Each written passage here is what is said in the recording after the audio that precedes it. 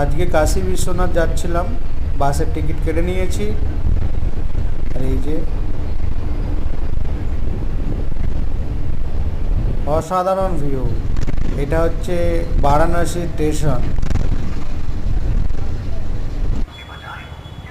এটা হচ্ছে গোধূলি চৌড়ায় বারাণসীতে।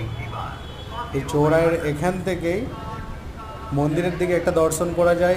এই দিক দিয়ে গেলে মন্দিরের দিকে যাওয়া যাবে, আর এই সোজা গেলে ঘাটের দিকে যাবে যেখানে সন্ধে আরতি হয়। আর আমরা যাচ্ছি মন্দিরের দিকে দর্শন করতে, বাবা বিশ্বনাথ।